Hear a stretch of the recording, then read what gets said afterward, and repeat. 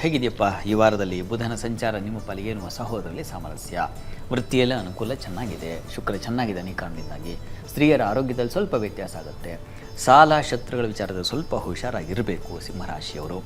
ಸಿಂಹರಾಶಿಯವರಿಗೆ ನೋಡಿ, ಗುರು ವ್ಯಯದಲ್ಲಿದ್ದಾನೆ, ಹೀಗಾಗಿ ಬುದ್ಧಿಯ ಅಧಿಪತಿ ವ್ಯಯದಲ್ಲಿದ್ದಾಗ ಸ್ವಲ್ಪ ಆಲೋಚನಾ ಶಕ್ತಿ ಕಳ್ಕೊಂಡ್ಬಿಡೋ ಸಾಧ್ಯತೆ ಸ್ವಲ್ಪ ಗೋಚಾರದಲ್ಲಿ ಸೂಚಿಸುತ್ತೆ, ಹೀಗಾಗಿ ಸ್ವಲ್ಪ ಹುಷಾರು.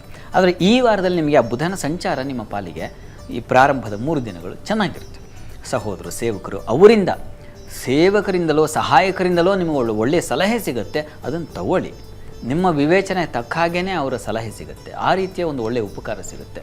ಮತ್ತು ಈ ದಿವಸ ಈ ಒಂದು ವಾರದ ಆದಿಯಲ್ಲಿ ನಿಮಗೆ ಮತ್ತೊಂದು ಅಂತಂದರೆ, ಈ ಕರ್ಮಾಧಿಪತಿ ಬುಧನ ಜೊತೆಗೆ ಸೇರೋದು, ಅದು ಧನಾಧಿಪತಿ ಜೊತೆ ಸೇರೋದು, ಈ ಕಾರಣದಿಂದಾಗಿ ವೃತ್ತಿಯಲ್ಲಿ ಬಹಳ ವಿಶೇಷವಾದ ಲಾಭಗಳಿಗೆ ಅಥವಾ ಇನ್ಯಾವುದೋ ಒಂದು ಬಡ್ತಿಯ ಅಥವಾ ಇನ್ಯಾವುದೋ ಒಂದು ಹೊಸ ಅಥವಾ ಇನ್ಯಾವುದೋ ಒಂದು ಪ್ಯಾರಲಲ್ ಇನ್ಕಮ್, ಈ ಥರ ಹಣಕ್ಕೆ ಹಣ ಹೊಳೆಗೊಂದು ಹೊಳೆ ಬಂದು ಸಂಗಮಿಸಿದಂತೆ ಅಂತ ನಮ್ಮ GS ಶಿವರಪ್ಪನವರು ಬರೀತಾರೆ.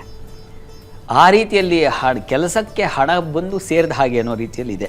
ಶುಕ್ರ ಬುಧರ ಧನಾಧಿಪತಿಯ ಸಂಕ್ರಮಣ, ಕರ್ಮಾಧಿಪತಿ ಧನಾಧಿಪತಿಯ ಸಂಗಮ ಆದರೆ ಹಣ ಬರದೇ ಇರುತ್ತೆ, ಆ ರೀತಿ ಹಣ ಬರುತ್ತೆ, ಯೋಚನೆ ಮಾಡಬೇಡಿ.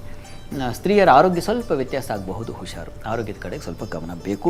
ಅದು ಚಂದ್ರ ಷಷ್ಠದಲ್ಲಿ ಸಂಚರಿಸ್ತಾನೆ, ಈ ಕಾರಣದಿಂದಾಗಿ ಮಂಗಳವಾರ ಮತ್ತು ಬುಧವಾರ, ಅಲ್ಲಿ ಬುಧವಾರ ಮಾಂದಿಯು ಬಂದುಬಿಡುತ್ತೆ, ಈ ಕಾರಣದಿಂದ ಸ್ವಲ್ಪ ಕಾಲಿಗೆ ಪೆಟ್ಟು ಬೀಳಬಹುದು, ತಲೆಗೆ ಸ್ವಲ್ಪ ತೊಂದರೆ ಬರುವ ಸಾಧ್ಯತೆ ಇದನ್ನು ಸೂಚಿಸ್ತಾ ಇದೆ. ಸ್ವಲ್ಪ ಹುಷಾರು, ಎಚ್ಚರ ವಹಿಸಿ.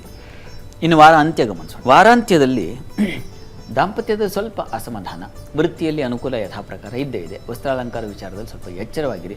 ಚಿತ್ತ ಚಾಂಚಲ್ಯ, ಮನೋಕ್ಷೋಭೆ, ಅದು ಶುಕ್ರ ಚತುರ್ಥಕ್ಕೆ ಹೋಗ್ತಾನೆ ಕುಜನ ಜೊತೆಗೆ, ಈ ಕಾರಣದಿಂದ ಮತ್ತು ಜನ್ಮಾಧಿಪತಿ ರವಿಯೂ ಅಲ್ಲಿದ್ದಾನೆ, ಈ ಕಾರಣದಿಂದಾಗಿ ಸ್ವಲ್ಪ ನೀವು ಚಂಚಲರಾಗಬಹುದು, ಹುಷಾರು.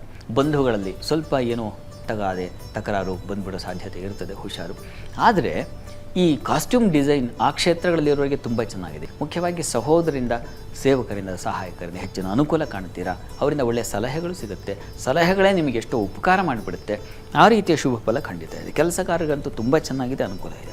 ದಾಂಪತ್ಯದಲ್ಲಿ ಸ್ವಲ್ಪ ಮನಸ್ಸಿಗೆ ಭಿನ್ನಾಭಿಪ್ರಾಯಗಳು ಬರುವ ಸಾಧ್ಯತೆ ಇದೆ. ಅದು ಯಾವಾಗ ಪ್ರಧಾನವಾಗಿ ಅಂತಂದರೆ ಶುಕ್ರವಾರ ಮತ್ತು ಶನಿವಾರ, ಈ 2 ದಿವಸ ನೀವು ಸ್ವಲ್ಪ ಗಮನಿಸಿ. ಈ ದಿವಸ ಹೀಗಿದೆಯಲ್ವಾ, ಸ್ವಲ್ಪ ಮೌನ ಆಚರಿಸಿದ್ರೆ ತುಂಬ ಒಳ್ಳೆಯದು. ಇದನ್ನು ಪರೀಕ್ಷೆ ಮಾಡಿ, ಆ ರೀತಿ ನೀವು ಅದನ್ನು ಮಾಡಿ ನೋಡಿ, ನಿಮಗೆ ಒಂದು ಅನುಭವ ಬರುತ್ತೆ. ಇದಕ್ಕೆ ಪರಿಹಾರ ಏನಪ್ಪ ಸಿಂಹರಾಶಿಯವರಿಗೆ ನೋಡಿ, ಲಲಿತಾ ಸಹಸ್ರನಾಮ ಹೇಳ್ಕೊಳ್ಳಿ. ನಾನು ಪ್ರಾರಂಭದಲ್ಲಿ ಹೇಳಿದೆ, ಸುಮ್ಮನೆ ನಾನು ಹೇಳ್ಕೊಂಡೆ 2 ಸಲ 3 ಸಲ ಅಲ್ಲ. ಲಲಿತಾ ಸಹಸ್ರನಾಮ ಹೇಳುವಾಗ ಮನಸ್ಸು ಕಣ್ಮನಗಳೆರಡೂ ತಾದಾತ್ಮ್ಯತೆ ಬೇಕು, ಇನ್ವಾಲ್ವ್ಮೆಂಟ್ ಅಂತೀವಲ್ಲ, ಅದು ಬೇಕಾಗುತ್ತೆ. ಆ ರೀತಿಯಲ್ಲಿ ಧ್ಯಾನ, ಈ ತಪಸ್ಸು ಮಾಡಿ ಅನುಕೂಲ ಆಗುತ್ತೆ.